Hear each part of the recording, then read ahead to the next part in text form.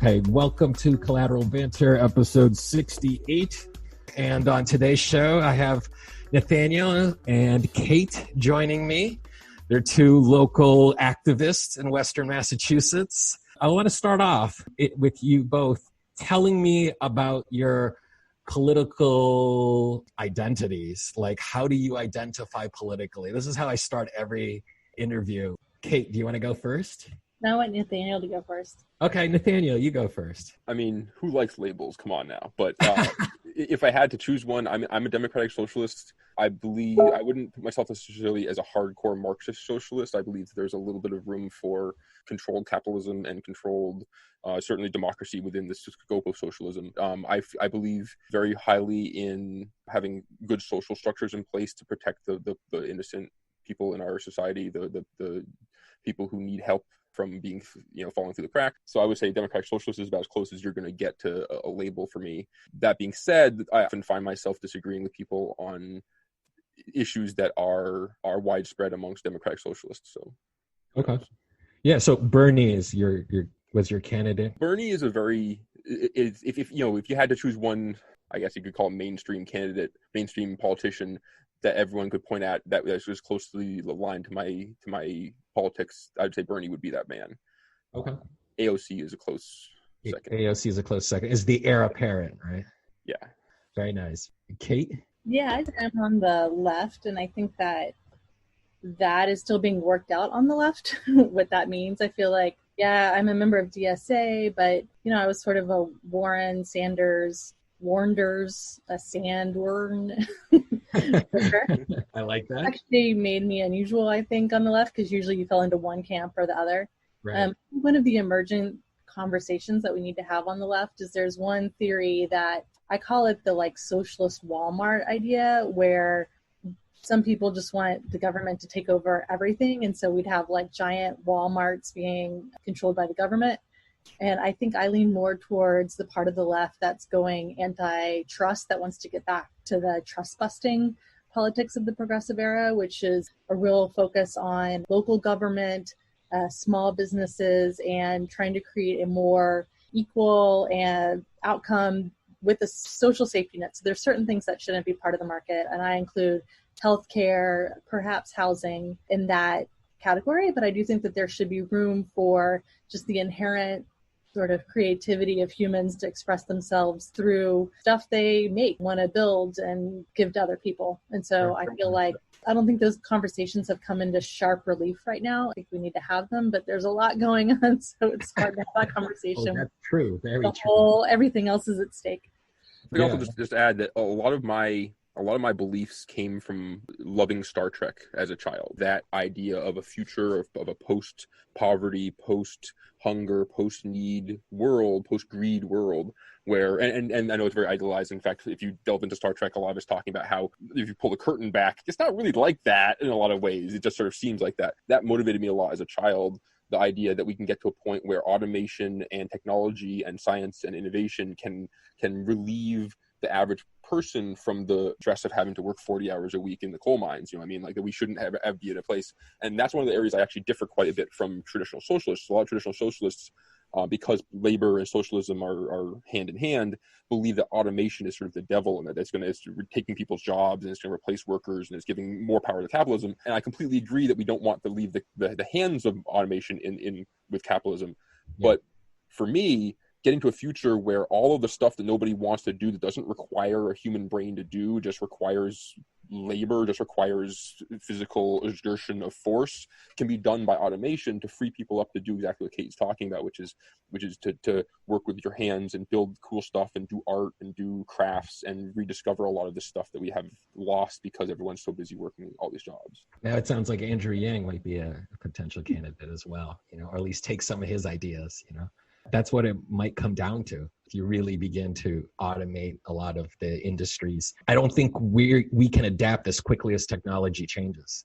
I think we're going to reach a point where, universal healthcare and other things are just going to have to be a human right, regardless of income, right? Regardless of wealth, regardless of where you come from. I want to add really quick that I also did a episode on Star Trek Deep Space Nine, because they actually went into this The episode's called Past Tense. It's a 2-hour episode, and they actually went back in time to San Francisco. So people should check that out. It's, oh my gosh, one of the best episodes of not just Deep Space Nine, but all of Star Trek. Of all of Star Trek. I agree with you, but rarely does it get mentioned when people start ranking like the best episodes of all time. But like if you go back and really figure out what they're actually saying in that episode, talk about it today, it's not that far away, you know, from sanctuary cities to people without IDs being placed in them. Yeah, so there was a lot of commentary, and it was a really well done episode. And yeah, there's no big huge space battles, and there's not a lot of aliens and that kind of stuff. And so as when Star Trek lists get created, obviously that gets left off of the list because when someone's looking for a sci-fi Star Trek list, what they're looking for is the big space battles and that kind of thing. Yeah, definitely. But I absolutely love the idea there. And I just emphasize like the aesthetic of the future. I don't like walking into an Apple store, but I am fully supportive of like everything being automated as long as we can like give it a facade of like organic, the past. Like I don't want to live in a Star Trek world. You guys might, but just hypothetically. So there's I wish I knew more, but there's this left accelerationism theory, you know about this, that like some just want the technology to accelerate. I agree with you, Kate. I'm like torn between this as much as like I like Star Trek. I'm disturbed by, I'm in conversation with friends of mine who follow Twitter all the time, and what it's doing to my friend's mind is just really bad. It's just like he's become paranoia. He's like into the QAnon conspiracy. I don't know how much of it he believes in or how much of it he likes and really enjoys. And so there's a lot of technology is actually aggregating our thoughts, our minds, controlling, how much we're going to make, what we're going to be able to do tomorrow. Like it can be predictive that deep, and what that means for human beings and humanity is terrifying to me. So I'm not like 100% like it's all beautiful until we reach the year 2280, and then that's it. Star Trek we're in this space and everything's fine. It's a traumatic experience, I think, for him. I think that though is the biggest criticism I can offer up of capitalism, is that the technology has the potential to be this beautiful, wonderful thing that frees us from these lives, but because the people who are behind everything and are behind the releasing of technology and behind what algorithms get introduced and what's important and it's all being driven by the pursuit of profit. And so they're collecting aggregate information about this because they're trying to sell us products. They're collecting aggregate information about this because they're trying to give us those wish ads with weird random dildos and things like that. But if that was being driven by social workers and public health scientists and the World Health Organization and epidemiologists and that kind of thing, if the focus of this was on the betterment of humanity, not on making more money for rich people, we'd be having a whole different conversation. The technology wouldn't be quite as insidious. It wouldn't be quite as flash, smash, snap, bang, boom, pow, get you hooked, get you stayed in there. I mean, a lot of the way that like new iPhone games are designed is they don't care about the content as much as they do about figuring out how to hook people in for as long as they can and keep people in and having diminishing gains for a certain period of time in order to make people invest their lives heavily in these kind of things. And if rather than that, we were talking about the entertainment value of keeping people's brains happy as being the driving force behind these things rather than making money, I think that a lot of the evils in society kind of just go away. Cool with some technology. Like I can see drones being used in agriculture for weeding and planting where you don't have to use fertilizer anymore. And so you're actually improving the soil. Like there are ways that you can apply technology in a way that doesn't just obliterate all life on Earth. But you can also use it in Afghanistan and Pakistan. Mm-hmm. So, and here. And here they've begun that. Yeah, I was reading North a thing Dakota about the air quality in Portland, and that there are people who are having serious respiratory issues because so much tear gas has been launched in such a short period of time that the actual air quality in Portland is like saturated with microparticles of tear gas. And there are people who are like blocks and blocks away from where this all happens who are like, yeah, I've been having this weird respiratory thing for a while. I went in, they're like, yeah, you're showing signs of having tear gas poisoning. Like that's a thing that's happening across Portland. And I mean, the Geneva Convention, or I think the world bans the use of tear gas in military encounters. It's a banned chemical. I still to this day have yet to figure out how we justify using it on our own citizens. Right. And to that matter, if we can segue a little bit into police violence, because hey, who doesn't like talking about police violence? It baffles me that I was looking at the numbers, and a member of the military is 9.5 times more likely to get killed in the line of duty than a police officer is. So it's a far more dangerous job. If you're a soldier in the armed forces, it's a far more dangerous job than being a police officer. And yet every single soldier knows and follows the uniform code of military justice and knows what the rules of engagement are and knows that, and doesn't fire at people until you give them opportunities to announce themselves. And there's this whole like list of things that they follow to try to protect people from being randomly killed. Why do we not hold our own police to the same standard if their jobs aren't quite as dangerous by almost a factor of 10? And these are our own citizens we're talking about. You would think that we would have the same level of commitment to protecting our own citizens as we do protecting the civilian combatants in enemy territory. That's a really good connection to make. I think our political system able to ignore this because of, you know, the high crime hysteria of the 70s, 80s, and 90s, at least until the mid 90s, right? And I think the society was whiter. The Congress, they saw the issue as we need to get tough on crime and we need more cops on the street. I mean, that was Bill Clinton, right? The prison population went from 1 million to 2 million during his 8 years. And I don't blame just the president of, you know, Bill Clinton for that, because the president doesn't just write the laws and it gets passed and that's all that, right? That was the Congress. He wanted to show a third way after the Democrats had lost for 12 consecutive years, right? Reagan twice and George H.W. Bush. And it's like, they were getting desperate. So, you know, I think Bill Clinton is in many ways this sort of like middle ground. He didn't want to be seen as a far leftist, but he wanted to be governed in the middle. And I think that this was one issue that he was able to use, you know. I'll give you another example that he did, you know. He, during the general election, he went back to Arkansas to make sure a person on death row was killed. A man who had like an IQ of like under 80. And it was another symbol for Bill Clinton, you know, to prove his credentials to the middle class of America at that time, that he was in fact tough on crime, right? And I don't know, Kate. I mean, that's what's so gross about this, the DNC convention to me right now, which is it just feels like that's where I wanted to go. That class of Democrats who were back then the new Democrats, they're just holding on. They're not giving up. And I just felt like that was the whole triangulation, the bringing in Republicans. I worked in the Obama campaign, and, you know, if we ever found somebody who was a Republican who was going to vote for Obama, that was amazing.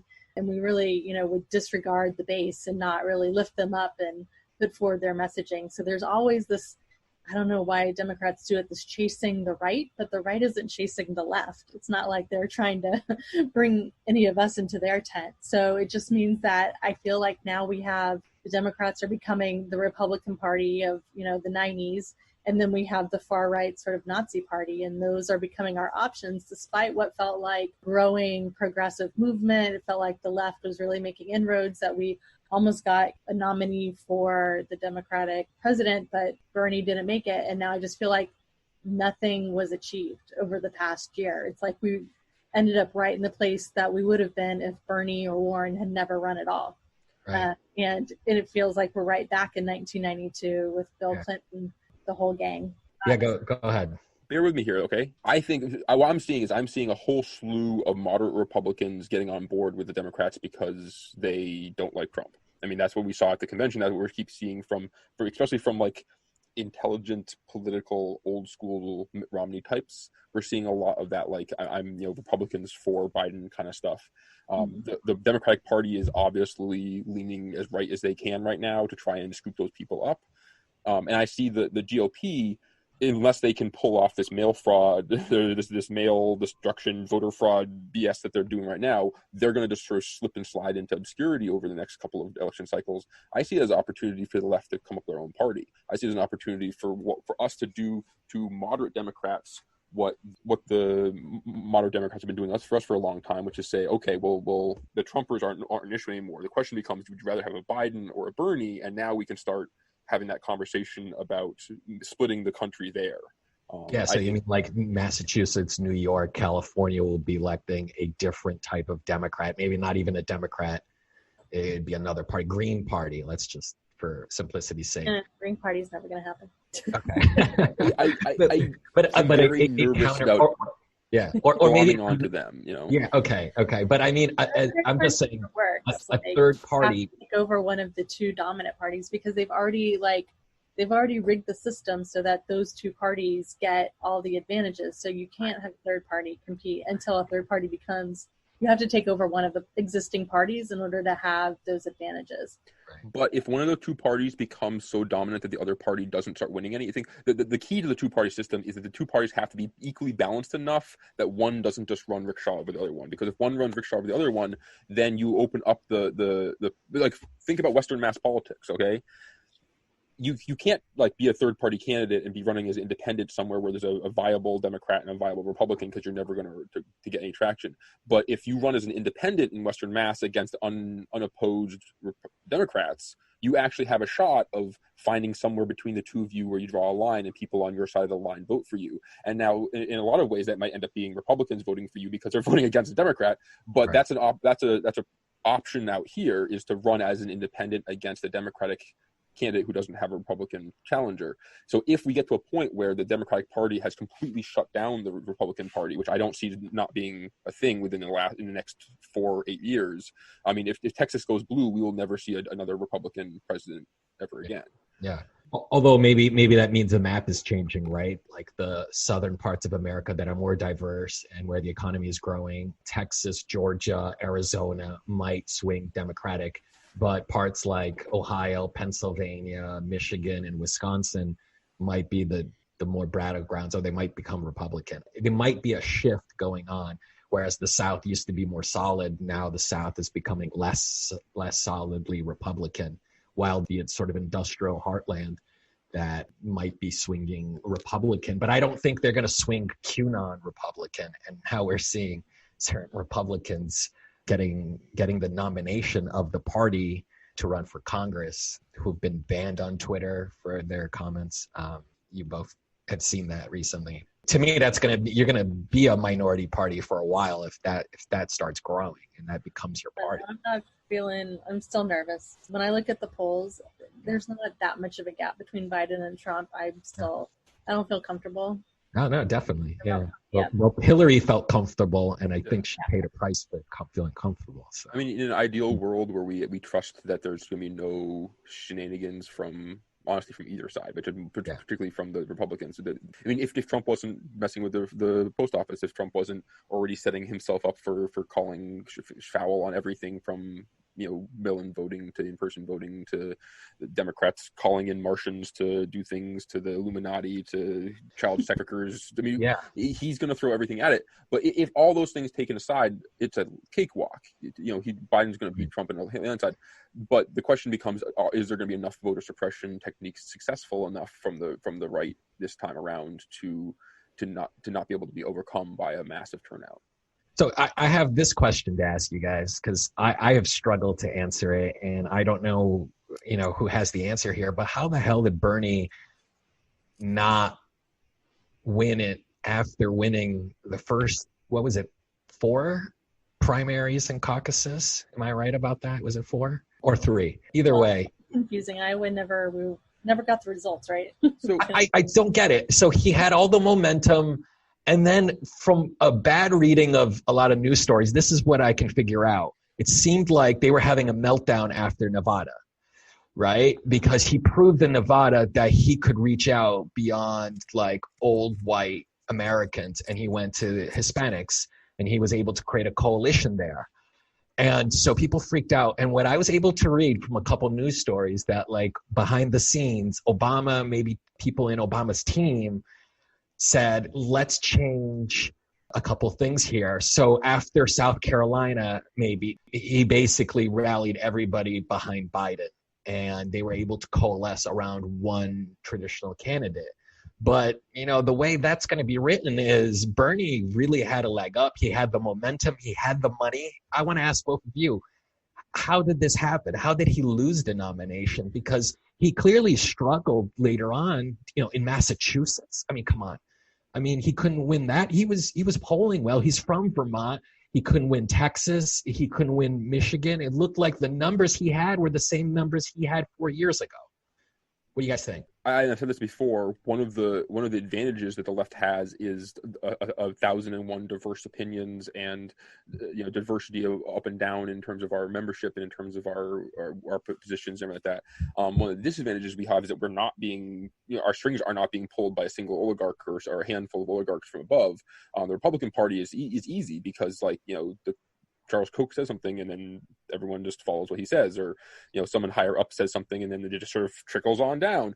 And I'd say that the same thing kind of exists within the mainstream Democratic Party. If the high price donors decide something, it kind of trickles down. And so when the powers that be in the Democratic Party said, okay, we're all lining up behind Biden, what happened with the rest of the centrist Democratic candidates? They dropped out and endorsed Biden, and they all fell in line. There's no one person or group or really even coalition amongst the left that can make that same call between Warren and Sanders. So there wasn't some sort of pact made where both camps said, okay, yeah, we're all going to back Sanders or we're all going to back Warren or whatever. And there wasn't that kind of the coalition that happened that resulted in both of, because if I really believe that all of the Sanders and the Warren people had come together, it would have been a different story. If the problem was that all the centrists fell in line behind Joe Biden. Massachusetts, if you combine the Warren and Sanders vote totals, it would have beaten Biden. So I agree. We needed some sort of godfather or godmother on the left, sort of like the centrists had in Obama, who made calls at midnight and said, everybody get your shit together. Like, let's do this because now is the time to come together. And I know people in the Warren camp and I knew people in the Sanders camp. And I was asking both of them, when is this going to happen? And they were acting like children. They were like, no, but she's starting it and he's starting it. I actually just let loose this week. I'm on a listserv with a bunch of Sanders campaign operatives. And I said to them, you guys aren't doing any introspection right now. I am hearing zero discussion. Everybody, it's so depressing. They just basically are doing what I think Hillary Clinton did after 2016, which is, there's nothing we can do. It was unwinnable. It was rigged. I'm like, no, you guys sucked. Your campaign sucked. You didn't do, it was, quote, insanely winnable is what me and this other guy were trying to tell them, who was close to the campaign, but not on the campaign, and therefore not trying to paper over all of the failures of the campaign. This was very winnable, but the people who were in those campaigns aren't doing the actual sort of dissection and introspection that they need about what happened. So there was that side of it, but there was also, yes, the corporate media just piled on. Especially against Bernie. Against Bernie, yeah, and against Warren. I worked at MSNBC. The people who run MSNBC are Republicans.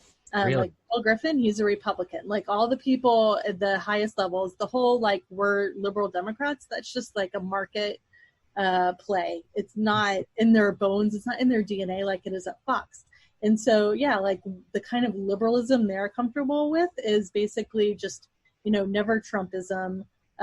Going after Russia, conspiracies, whatever, but there's no actual desire for progressive politics other than probably the Chris Hayes show. But, that's a small little rump group within a giant corporation. And so the message coming out of MSNBC and then even more so on CNN was just, belittling, literally disappearing Bernie and Warren off of polls, downplaying any wins they had. And that was, apparently you can't come back from that when you have the entire corporate media trying to shut you down, but that doesn't mean that the campaign didn't also suck.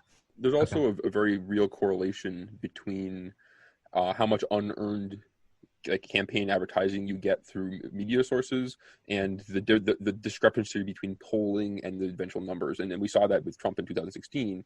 Trump got almost $1 billion in unearned advertising through all the mainstream media, just talking about him 24/7 because he was such an oddity and he was such a what's this weird guy doing this weird thing? We should talk about him all the time. And that ended up being a huge push for him. And I think, Biden put zero effort into winning the primary, literally. He didn't do anything. Yeah, that's the part. And then COVID hit. And when you're really going to see a one-on-one competition, COVID was around. So then it was no longer rallies, which is a disadvantage to Bernie, who could get big rallies. And I think that might have also played a big factor as well. But there's the whole viral video sort of mentality that happens also, where like it doesn't translate into votes. I'm sorry. It doesn't translate into votes, but it does translate into the wanting to be on the winning team. And the second that Biden looked like he was going to win, a lot of people were like, well, I'm going to vote for Biden because he's going to win, and I want to be part of that winning team. I want to vote for the winner. And that very mediocre YouTube videos end up getting a lot of likes if they reach a certain critical mass where if enough people see them, they get to the top of the algorithms and they get seen, and you're first on your friend's page, so you see it and you're like, well, that wasn't really great, but I saw it anyways. And way better content never crosses your face because it hasn't reached that critical mass. And I think there's a certain amount of that happens with the political realm also. Okay. Yeah, I mean, I feel like the only good thing the Bernie campaign was doing were the rallies. Like, their advance team was on it, and like that's the only part of the campaign that was working. So you take that away, and like they didn't. It's so, and like I gotta say, like our generation of 30-something-year-olds and anybody in their late 20s not coming out and not voting, and then just being like, oh, nothing changes, whatever, it's not a big deal. Or they just went to rallies and didn't realize they're going to rallies to vote, like for in this primary. That lack of conversion is, I think, a big part of it. But I do think Bernie's, going to be a Bernie-like character will win the nomination at some point again, and won't be like McGovern. I think somebody like Warren or Bernie will win the nomination. Now we have Kamala Harris. Now she's the heir apparent. So, So I want to ask you, Kate, about that. Hold on. I got to ask you about the convention. You worked for President Obama's 2008 campaign. I don't know if you saw his speech tonight. So we're recording this on Thursday, August 20th. You saw him give a speech last night. You worked for his campaign. What can you tell us, Kate, here? You got some inside story. Last night, I actually have not seen it. I watched the first two nights. Oh, you watched the first two nights and you missed Obama's speech? AOC 60 seconds. He came out. He basically was saying, like, your democracy is at stake. And I've never heard him say that, nor have I heard him attack Donald Trump directly the way he did. He called them out by name. He hadn't done that before. Been for the past 4 years of resistance. Yeah. So I'm trying too hard to be like that polite ex-president that doesn't try not to step on the toes of the new guy. He should have figured out on like January 27th that was a mistake and turned around. I mean, like I would 100% go tell him that if I had a time machine. But he was trying to do what pretty much every president in the past has done, is regardless of whether or not the new president, is in your same party as you or it has similar policies as you, is you kind of leave him alone to a certain degree. Now, the fact that even after elected, Trump continued to attack Obama at every turn should have been kind of a clue to him that maybe this is not reciprocating. There's no reciprocation here, and maybe I should not just like ignore the fact that this man is destroying my democracy. I would have liked to have it happen before August of 2020, to be honest. Right. Yeah. I mean, I think he's going to play a key role, in the remaining months, given that, Biden was his VP. But what did you think about the convention, Kate? Like, what do you think about it so far? It's been at 9 to 11 p.m. Eastern Standard Time. I just think they don't want a lot of people watching. Their main speeches would happen at 10:50. Yeah. So somebody on Twitter said it was like binge watching a Marriott commercial. That's how I like that. It's good. And supposedly they have all these like real people, but it's like this is the most controlled convention. Usually at least, if a convention's in real life, you could have the potential to have some sort of spontaneity, some protests, some booing, something. But here, it's like the consultant dream. They just get to control every minute of it. Mm-hmm. And I don't know, the roll call vote was nice, seeing all the people from all around the country. That was good. But yeah, just like... Did you like a speech? What's that? Did you like any of the speeches? When I used to hear Michelle Obama speak in 2008, before they like tamped her down, when they really let her at the beginning of the campaign shine, like she used to give me chills. I was like, she's the one who should be running for president. She's amazing. Everybody needs to know about her. But now, like watching her speech, I don't know, like it was fine. She said something to the effect of, I hate politics, but I do love this country. And that's my problem with her. I hate when women have to say that they hate politics, because people only like women in politics when they say they hate politics. So that's like, I guess that would be in a nutshell my problem with Michelle Obama, which is she has so much potential and I want to see her ambition and I want to see her save us. But she plays the game and benefits, and just in terms of popularity numbers, from saying, I'm just the mom in chief, little old me, like, you don't have to listen to what I say, but, as a mom and as a woman, I feel like I'm scared that the bad guys are taking over. Like, I just want her to unleash her full self and just be like, all right, listen up, y'all. I am running in 2024 and I will be president. Yes. And this is what I plan to do. And I'm going to take on, all of the bad guys. I'm going to take on the, her issue, her signature issue when she was first lady was like, nutrition for kids, but it was all sort of individualistic, kids should, do more jumping jacks or whatever. Not like we're going to take on the big ag that is, putting crappy food into our schools, and we're going to like actually take on the bad players who are profiting from making our kids sick. Like, she never takes it that step further where you actually have to confront power. She just plays within the existing rules. So that's what. And you were talking about a local economy. I mean, food and local economy must go together. I mean, people who grow food, who sell food locally. I mean, that's. And there's so much you can do at the national level to actually support. Yeah, I know. I'm 100. I'll be an authoritarian, and people can call me that because the way I analyze healthcare is through food. Like, when my dad comes from Brazil to visit, one of the first comments he makes is, my God, there's so many young people here who are obese.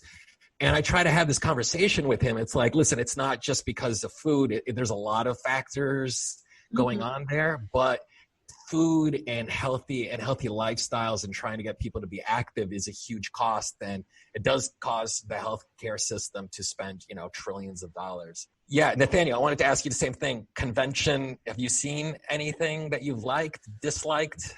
There's so much about the convention I'm unhappy about. Tell us. For Okay, starters, there you go. You can say president both of them? I mean, honestly, I'm more excited about Kamala than I am about Joe. Okay. Because honestly, she's to the left of him. Not enough. Not enough, but she is to the left of him, and I think she has potential to go good places. Can I just add one thing? I was listening to Michael Moore's podcast, and he is also okay with Kamala because he was worried about Suzanne Rice, and he was freaked out about her because to him, she's like a fart. Suzanne Rice to make us all feel relief when we heard Kamala, because if they hadn't floated that, then we would have been. Oh, okay. Even That's so clever. Okay. Layers upon layers upon layers. Yes. But continue. Yeah. So you're not happy about Joe. I've never been super happy about Joe, but I also do have to step back and sort of ask myself if one of the main reasons I don't like Joe is because he's not Bernie and because he's not been Bernie for a very long time, and that everyone kind of knew. I mean, there's a reason that Trump has been attacking Biden for 4 years. He hasn't been attacking Pete Buttigieg for 4 years. Right. He hasn't really even been attacking Bernie for 4 years, and it's because Trump kind of knew that Biden was going to end up being his eventual nominee. And I think a lot of us on the left kind of also knew that was likely going to be the way it went, and it didn't make us happy. And so I found myself, to a certain degree, vilifying Joe Biden, probably slightly more than is necessarily due. That being said, there's a lot of reasons to vilify Joe Biden. Sure. Can I ask you this, both of you? If Joe Biden and Kamala get elected, which I agree with you, Kate, is not a guarantee, what is the role of the left in an administration? Because it's very likely he'll only serve one term. That's me thinking he's not going to do 8. He's going to be in his mid-80s, late 80s by that point. But what role does the left have in pushing Biden and the Democratic Congress to pass legislation? What do you guys think? Is that the saving grace? It's like, okay, we'll vote for Biden, but we know we have to hit the streets. I mean, I'm just exhausted thinking about all the tweets that will be composed that will go into the ether. I feel like people are way over estimating the power of the left to complain and to actually have an impact on the Biden administration. I feel like the messages they're already putting out through the convention and elsewhere, just this week talking about they're really going to have to focus on the deficit. They're going to be inheriting a government that's bankrupt, and so we really can't start any new social policies. There's been no mention of COVID-19 at the convention, really, or plans for dealing it. Like, rebuilding a public education system that's like not functioning right now. There's no big ideas. And I feel like the left needs to like huddle and get together and come up with a strategy, because we have to actually go back into the streets, Black Lives Matter style, or they're like tweets aren't going to do it. If Biden does win, he wins during COVID. Back in 2008, we were also facing a mega financial crisis, also had another opportunity, like you were saying, to go big, go bold, make, bold changes. People were talking about nationalizing the banks at that point. And I believe McCain was at least interested in doing that. But again, Obama nominated Geithner and other people who felt safe, and he was kind of stable Obama. He wasn't going to do anything radical, and that's what people wanted. They wanted stability, it seemed like. But he had an opportunity politically with 60 Democrats in Congress, 60, a filibuster proof. So I don't forget those. So frustrating about that time period. I just remember thinking, why isn't he doing all these things? And the message coming out of the administration was, why are you guys so impatient? All in good time. We'll get to it. You're going to lose it in 2 years. I mean, everybody knew presidents always lose in 2 years, that first 2 years. If you don't do it by then, it's over. I'm sorry. Go ahead, Nathaniel. Well, and I think that the best reason I can give anyone on the left to vote for Joe Biden is that there is zero chance of anybody on the left successfully petitioning Trump to do anything good. Zero chance, like ever. Like I'm afraid even to bring something to him, because he's like, that's a good idea. I'm gonna do the exact opposite of that, and then like we're gonna get those kids in some cells now. Like he's gonna find some way to like make it worse somehow if I do. With Joe Biden, maybe there's a 2% chance, but that's a bigger chance than with Trump. I mean, there's at least a certain amount of agreement within the Democratic Party that there's some advantage to courting the left, at least occasionally. And I feel like that's at least a slightly smaller hill to climb to try and actually get anything done, is to be in the streets protesting against stuff that Biden is doing. That being said, I do worry that what's going to happen is all the sort of armchair leftists, the people who their only goal in 2020 is to get rid of Trump, not to make any substantive change, but no, we just got to get rid of Trump, everything will be better, then will be like, oh, finally, it's all fixed and solved, I can go back to my life, and I don't need to worry about anything, I'm not going to show up for anything anymore, because Joe Biden's in charge now, so we've solved all the problems. That mentality you were talking about right now with, hey, Joe Biden's elected, now we can all go home, is how I felt a lot of people were thinking after Obama got elected, right? In 2008, a lot of people kind of went home, not the activists about immigration and other issues that were directly, impacting them that they would see, but a large chunk of activists sort of felt like the job was done. We elected a Democrat. He was the first black president. Racism. We get it, guys. All right, go home. Yeah. So now it's everybody went home, and clearly that was not the case. Yeah. So how do you guys feel about November? I mean, so it is going to be Joe Biden versus Kamala. They are third-party candidates. Do you think Biden has a good chance? He's overconfident even with the polls? Because I'm in that camp. I don't believe in polls. I think there's a large part of this country who will tell pollsters and tell people interviewing them that they would vote third party or for Biden, when in fact, when they're in that booth, they'll vote for Trump. There is a secret. They don't want to admit it to another person, but to themselves, they're like, yeah, he's really my candidate. And I don't know how big that is. It's a couple percentage points. That there is a skew often in exit polling in that regard. Like when there's something that's like morally questionable, the exit polling will show a lot more people saying, no, I didn't vote for that. What are you talking about? No, I didn't do that. When in fact they did. So I do, I think there is a certain amount of public shaming that goes in. And yeah, you combine that with the mailing, what they're doing with the post office, and all of these small things, the purging of the voter rolls and other things like that. These states, it could all of a sudden come down to 4 or 5 states where I think he has at least a chance to win a handful of them. I don't know. Yeah. We're talking on Thursday before Biden's speech, and I feel like his speech tonight is actually it's a big deal. I know a lot of people are saying, that Trump has called him Sleepy Joe and makes fun of him for not being coherent. And man, if he is not coherent tonight, it's going to be bad, because I think the longer they do keep him in the basement and he's an abstraction, like all people need to know to vote for him is that he's like a nice guy and he's mostly there. Like, that's all we need from him. But if he like gets up and can't, and he like loses his train of thought, like, they better pump him with a bunch of drugs tonight so he can stay focused. Because if he goes wildly off, it's going to be sad. Yeah. I mean, that's scary to think about, that the president could be somebody who is not all there. I mean, who knows what? Yeah, that's what we have in two pieces. All there. All there, and it's like, is this really smart given the pressures? What's going on around the world? I mean, that's why we needed Elizabeth Warren. That's why Belarus is, on fire. There's things going on in China. That, today Steve Bannon was arrested. There are a lot of moving parts to a lot of things. Not that the president can necessarily do something about all those things, but there is going to be a crisis in 4 years from now, between now and 2024. Crisis every single day. That's what it feels like, actually. Yeah, it does. When Biden was running for the nomination, I mean, there were stories about him kind of, touchy-feely Biden. He creeped people out. And amid COVID, he's not going to be doing that, I assume.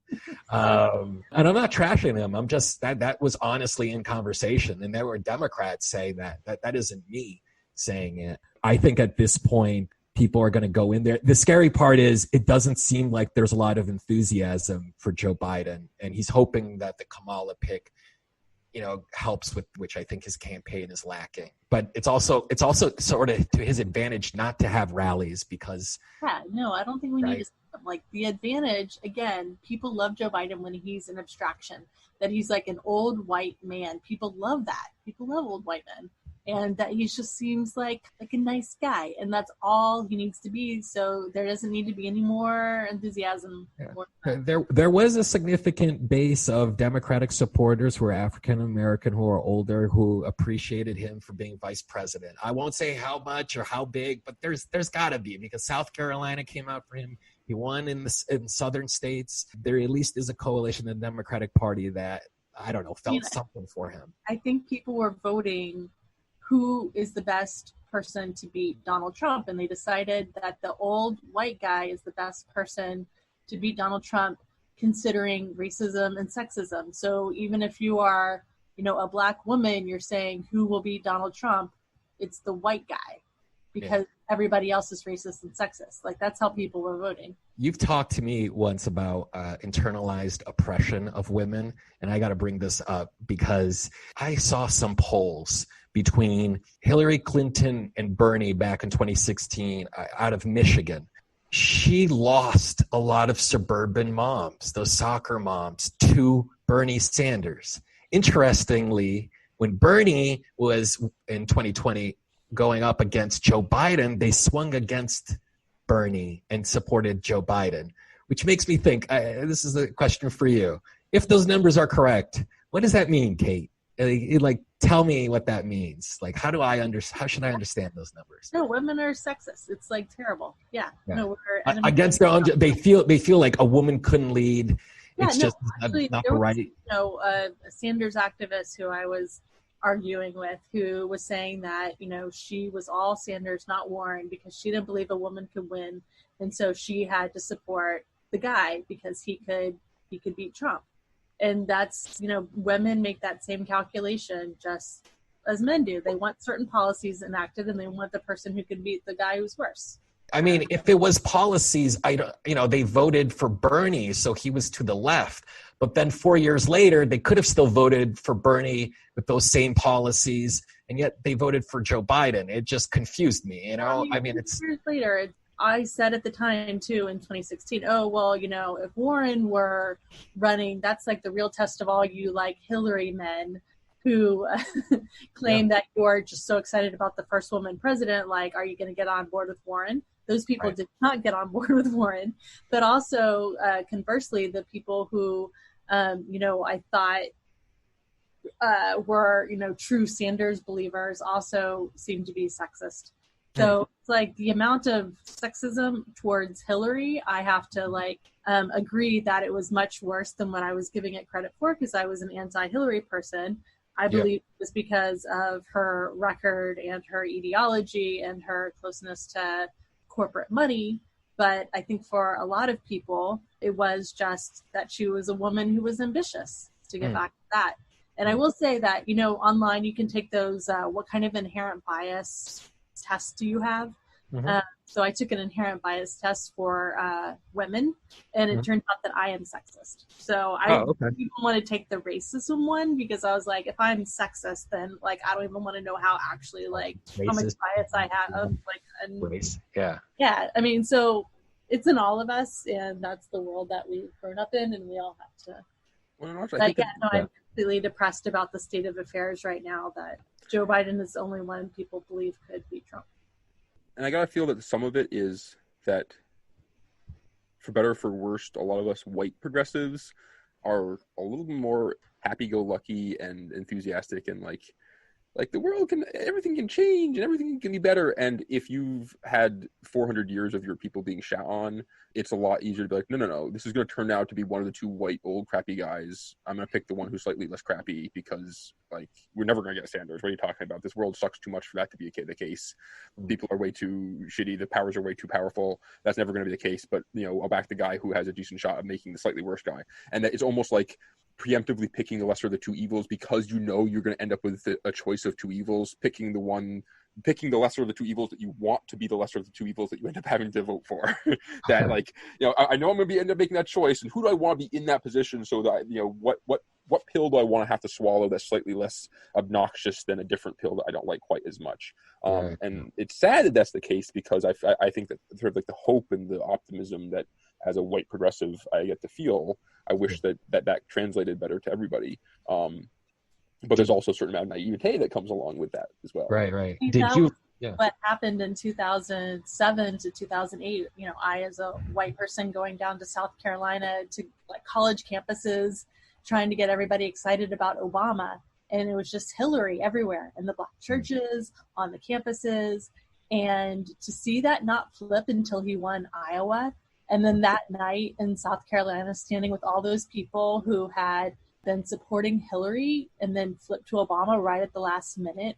A lot of people, because they were afraid to support him, because they thought that if he won, he would be assassinated. Like, that was a real thing that I heard from people. But yeah, like definitely coming into a community that has a lot more reason to be cynical and to play realpolitik because of what they've seen with their own eyes, versus being like a young, naive white person who's like, yeah, you guys just need to hope more.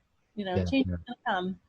Yeah, no, and it did. I mean, and Obama did get elected, and I mean, I still think we're in conversation with Obama. I think his importance is going to be key for Biden to win, because Trump essentially has run for 4 years trying to erase Obama. Every single thing he has done, he's like, we got to do the opposite of that.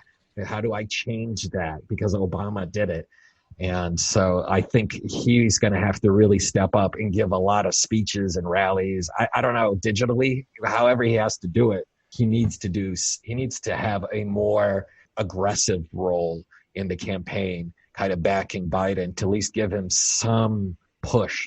Like, Biden seems like he's locked in a bunker, and I get it. He has to be. But at the same time, there has to be some excitement. Kamala Harris, Barack Obama, I know LeBron James is going to be out there, doing it, but it's like, yeah. I mean, it's true here in my town in Western Massachusetts, there are gigantic Trump signs.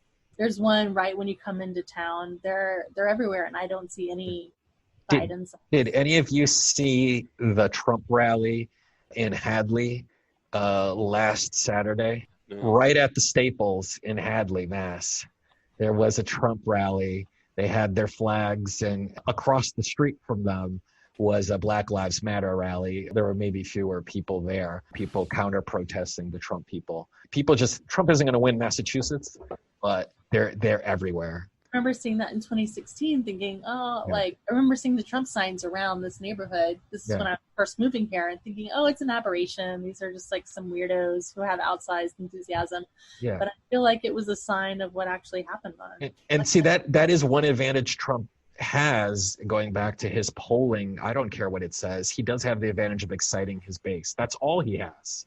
So that's all he plays to, is he goes to that. He goes to, how do I excite my base? And that's why I think like Barack Obama has to kind of try to excite the base on behalf of Joe Biden. Yeah, but he needs to be specific about it too, because, I'm getting boards from people in town about how you can't trust the mail system. And like, they're already sowing all of the like efforts to sabotage the election are in full swing. And I just hope that we have clever people who are thinking up countermeasures that I don't actually see any evidence for yet. I think it's going to end up being to the Supreme Court. And I think John Roberts, here's the guess, John Roberts is going to rule like, no, the votes must be counted, all of them, and I don't care. Like, I know I'm putting the hopes of that John Roberts is going to join with the liberals, but you know what? His recent Supreme Court decisions, I have a feeling he's sending a message to the conservative movement to say, don't just go off the deep end. Maybe that's me being way too optimistic. Huh? I don't know that you become a Supreme Court justice and while being gullible enough to believe QAnon stuff. Like, I don't know that you like, I gotta imagine that even Kavanaugh is like educated and understands like the scientific method and understands critical thinking skills well enough to not be taken completely by all of this complete BS. And so I kind of feel like, sure, there's a lot of people in this country that are just really off the deep end. At the very least, the Supreme Court justice, the conservative Supreme Court justices are going to be more like Mitt Romney in their like, rule of law kind of still has to be a thing. This is kind of like my life's work. So not please. Yeah, the QAnon, the thing about the QAnon conspiracy is that like the Supreme Court justices don't believe it, but Trump is going to believe it, and Trump is going to tweet out that it's been rigged against him. And he's going to call out his supporters to the streets. Well, and I think that, in my opinion, I think there's zero chance that Trump is going to get more unadulterated votes than Biden is in this election. Like that, if we had some way of magically like having like as guardians come down from above and take everybody's like individually every single person's vote like and tally it some way. I don't see any reason that Trump would beat Joe Biden. It all is going to come down to how successful the voter suppression is and how much we believe him if the numbers end up saying that he lost, but he says, no, I didn't because of all these reasons. I really think what's going to come down to is that he's going to lose. He's not going to leave the White House. And the question becomes, who of us are going to show up? What are we going to do? How are we going to get him out of there? Are the military going to back us? Are the Secret Service going to back us? Is Congress going to back us? Who's going to be on which side of that? And that's going to end up being a real mess. If he loses and the Supreme Court affirms that he loses, the Secret Service on January 20th will remove him. I mean, I don't care what his protesters say. It's like, you're trespassing. You will be removed. Well, or what arrested. Happens if on December 27th he puts out a call for all of his good old loyal boys to show up with their guns and make a perimeter around the White House, and there's a lot more of them than there are Secret Service agents. I mean, that's what I'm saying. Like, is it going to come down to the military and the Secret Service fighting against Second Amendment protesters and QAnon supporters? I mean, that did happen in Oregon, right? A couple of years back, right, where they had a standoff with a couple federal agents over some federal land grazing, I believe, and they backed off because they didn't want a confrontation. So I think this would be a little different. I'm not sure that's going to happen, but you're right. It is something people are definitely talking about. I guess we'll see what happens, but it sounds like democracy's already dead. If that's the story that we're going to have, it's like Trump supporters will believe it's been rigged against them. To them, that's like an existential crisis because they worship him. Unless he accepts the results, which according to everything we're seeing, he might not. Which means they'll never accept the legitimacy of Biden. So the cycle continues. It's like at that point, it becomes dysfunctional. Republicans will never support anything Biden proposes because they're worried their base of supporters will come out to harass them and remove them from power. Well, that's one of the reasons why it's so important that we all forget about the presidential race at this point and start worrying about the down ballot races. We're worrying about the Senate races and worrying about the House races and the local races and whatnot. Because if Biden gets elected and Mitch McConnell is still Speaker of the House, nothing gets done ever. Right. I mean, literally nothing. Zero. I'd be surprised. To, Alex Morse. Go ahead. Shout out to Alex Morse. Absolutely. I mean, we need to support. I think he's going to lose. So, I'm sorry. I think Morse is going to lose. I think Markey's going to win, but I also think Morse is going to lose. I just looking at the district and Neil's support and his base of support in those cities, I think it's really tough for Morse to to unseat somebody so well connected like Neil. It can happen. I wouldn't bet on it happening. So I rely on Nathaniel for this. Like, are progressives here in the area more into Morse than the national progressives seem to be? Like, have they stepped up their enthusiasm? So here's the catch-22, and this is the same thing that happened with Tahira back in 2018, is that people in the Northern Valley are super excited about Morse, but they don't vote for him because we're not in his district. We're all in the governor's district. And right. So, I mean, parts of the Northern Valley are in Morse's district, but mostly it's Springfield and then like the Berkshires. And it's not the real progressive Northampton, Amherst, Greenfield sort of like all these coalition-y move-on groups. None of us live in his district. Yeah, I mean, everyone who's a progressive in my neck of the wood loves him, but we're not in his district, so we can't vote for him. And unfortunately, as you were saying, Dan, the problem is that where the district actually is not really that progressive. It's a lot of it's not. It's a lot of Berkshire County. It's a lot of parts of Springfield that are not very progressive, and so Pittsfield, right? I mean, there are some progressives there, but in those bases, it makes me think of a more conservative electorate, given the makeup of the district that we're talking about. Is it the first district for Massachusetts? It's the first district. First district of Massachusetts. And Neil is the head of Ways and Means, right? And for a region that has struggled economically for a long time, there are going to be a lot of voters who think if he's the head of Ways and Means, he's going to bring home money. There's a lot of evidence that he has brought home this money. I don't think people He claims $1 billion, or Nancy Pelosi, somebody claimed $1 billion.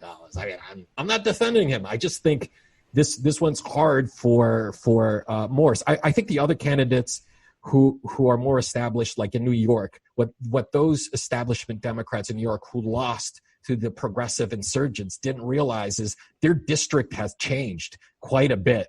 Mm-hmm. The makeup of their districts were different. And they treated it like, hey, nobody's going to compete with me. I'm a powerful Democrat in the party, right? I got this in the bag. And they realized, like AOC, I donated to her. I don't live in her district, but she had one hell of a campaign. And somehow I watched her video, and I was like, I'm going to donate to that. Well, and then she won.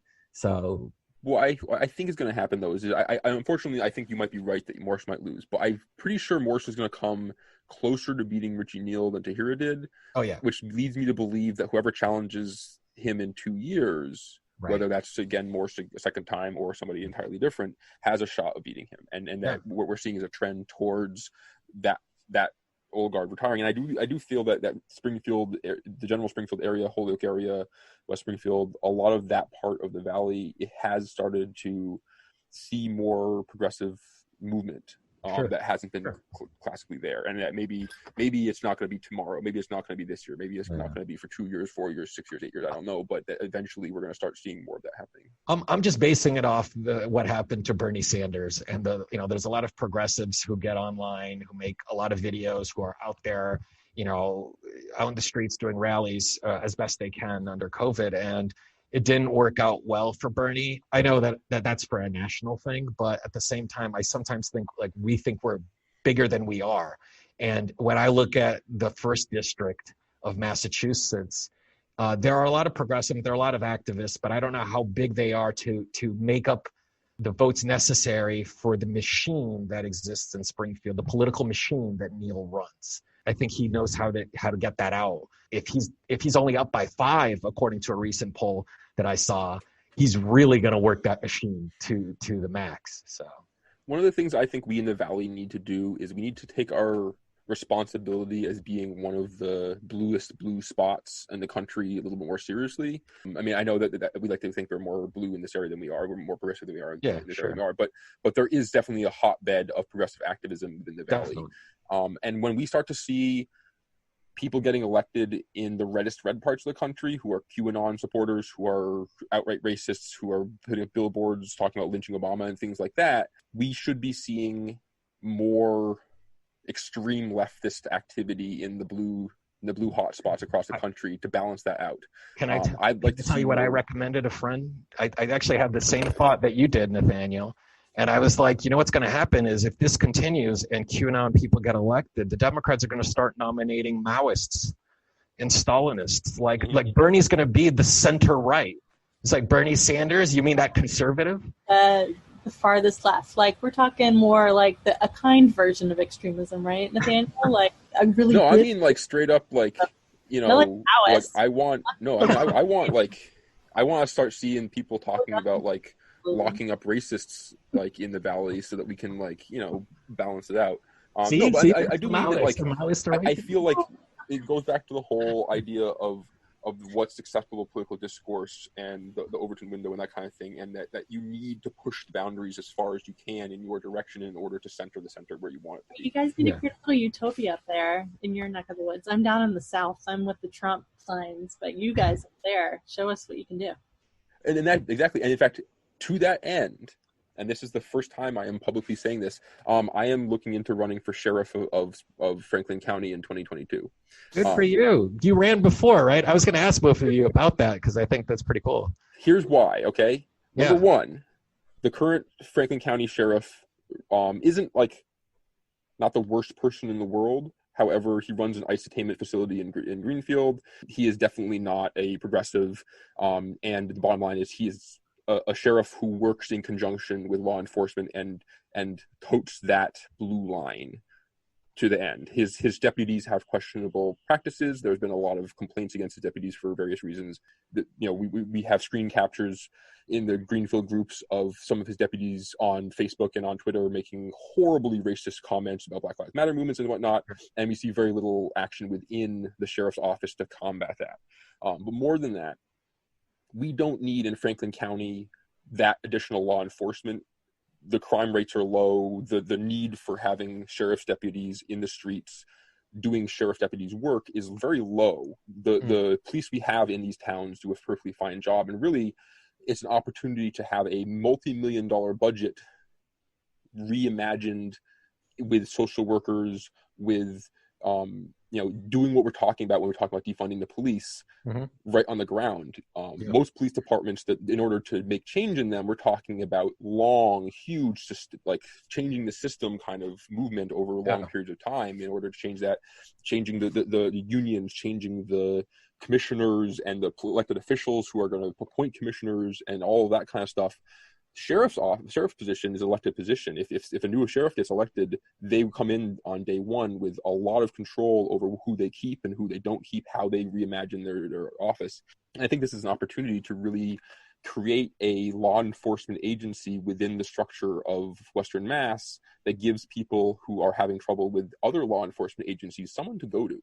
Yeah. If you have a bad interaction with a police officer in Greenfield or in Orange, there should be someone you can go to that you can trust is going to not just be on the side of that police officer that you had that bad interaction with. There needs to be someone to police the police, basically. I think it's an opportunity to set up a law enforcement agency that's on the side of the people versus being on the side of the police.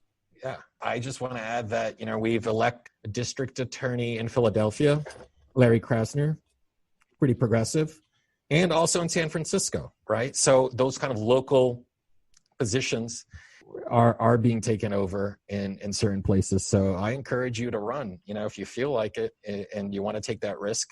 You know, you're going to face some backlash, I'm sure, by the policies in Franklin. Yeah, just a little, though. Just a little. And that's one of the things that's actually kind of sort of one of the sad truths about that is that there's three positions in Franklin County: the sheriff, the register of deeds, and the register of probate, who are these three long-term political actors who have each other's backs and who are sort of this cabal of, you know, of candidates that you don't ever attack. And none of them have been primaried in almost forever. And that's part of the thing is, and this goes to what happened 2 years ago when I ran, is I honestly, I do think that this is a position that can be won. I do think this is a race that we are in a prime time where people are questioning how we do law enforcement and people are questioning how black people are treated and that kind of thing, where I think that this is probably the best time that somebody who's a progressive like me has to be able to go in and take something like that over.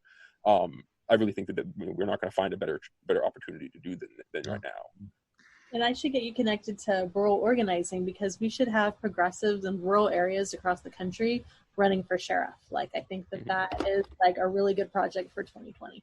Have you seen the John Oliver the John Oliver skit on sheriff's departments and talking about how they're run and how much power they actually have to do whatever they want, like you've been describing. Whatever they want. And that's the thing is, I was thinking about, like, if I got somehow like graduated police academy and worked my way up through the ranks of the Northampton Police Department or Springfield Police Department or even the Sunderland Police Department and became chief of police, the amount of power I have as chief of police is like, well, nothing.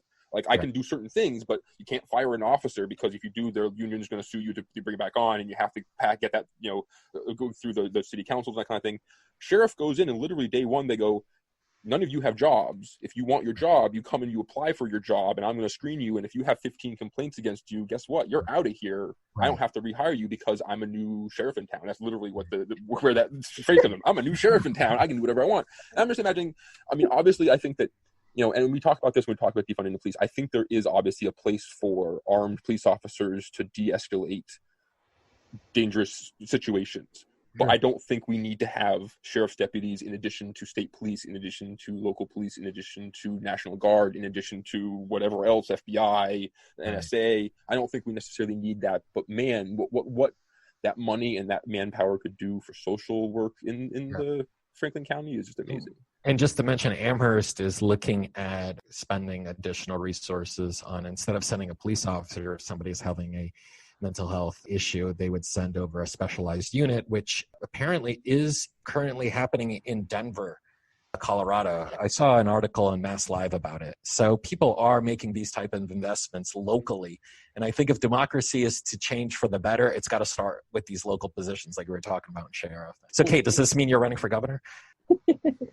No. Yeah. I've never run for office. You could do a lot of good as governor. I mean, if somebody would just give me the office and I have to run, then yeah, sure, I'd take it. I'll go. Only politics was actually just like running politics, running the government, and doing the actual governance, and not 90% popularity and money raising and all of that. If only you could just be not a politician, but just be a governor. While I was running, who said that yeah, campaigning's the fun part. The boring, hard part is when you actually get elected. These were elected people telling me that. I'm like, no, you're backwards. Can I tell you something? I just want to govern and write laws. Can I tell you something? I've been reading about Greek democracy, and there was a system where they would put citizens' names somewhere, and they would just pick a name and say, okay, this person will have this position. And they didn't run for it. They were just selected randomly in draw. So it's not the craziest idea. Who suggested that to me, and I said, I endorse that. We should do it by law. Yeah, it would require a change, because I think people want to be like, no, I want to vote. But there are systems that have been used where people just do that. Okay, final thoughts here as we wrap up. What do you want to say? And here, we're in August. We're about to reach Labor Day weekend in about 2 weeks. And then at that point, between that and the election, it's 8 weeks? Something like that? 8 weeks, 9 weeks until the election. How are you feeling at this moment in America? Okay, these are my final thoughts. This is therapy for me. I'm just pissed at everybody. I'm pissed at the Sanders campaign for fucking it up. I'm pissed at the Warren campaign for being aloof to the grassroots activists and screwing it up. I am pissed at the mainstream media. I am pissed that we have Biden and Harris, and I'm pissed most of all at Trump, and I have to do anything I can to get him out of office, in addition to listen to everybody telling me I have to vote for Biden, which of course I will do, but I'm so sick of hearing it. That's how I feel. I did hear you on the radio once say you wanted to burn it all down. I just wanted to... Yeah, but then I want to build it up into a lovely place that we all want to live. I think that Thanos really is not given his due credit as the brilliant genius that he was, and the idea of completely destroying the universe and building it back up atom by atom to in your image really, a little genocide. Something about that is I am pissed off also. We want to destroy the world and rebuild it. Here's what I want to know, okay? All right, so this is a Einsteinian relativistic theory question for you, okay? 2020 has literally dragged on for like 400 years at this point. Like, I'm pretty sure we're in the 2300s sometime, right? But at the same time, every 4 years when we get close to the election cycle, the amount of time, the speed at which time passes from August to November, as you just said, goes like, boom, it's like gone like that. Do you think these are going to cancel each other out? Is time going to just pass normally? Or are we going to see some sort of like weird, like, you know, like, yeah, I got young kids and time is both passing super slowly and super fast at the same time kind of thing? Because I remember like the first 6 months of my children's lives went like that, but at the same time, they were the longest 6 months of my entire life.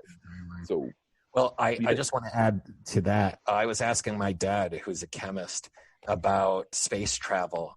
And what happens is if we were to travel at near the speed of light, because we can't travel at the speed of light, time is actually different. You actually don't age as quickly as you do if you are on Earth. So your body doesn't age as quickly. So I guess the answer is we need to travel at the speed of light so we stop aging. I don't know. That sounds good to me because I tried to jump on the trampoline and hurt my knee, and I'm a freaking middle-aged lady. I don't know. I don't know what the answer to that is. I mean, I hear you wanted my real answer to that. That wasn't a real answer, but I think what we're experiencing is only going to get worse. This sort of like anxiety, so many different things happening all at the same time. I don't think it's a Trump phenomenon. I think he just exacerbates it.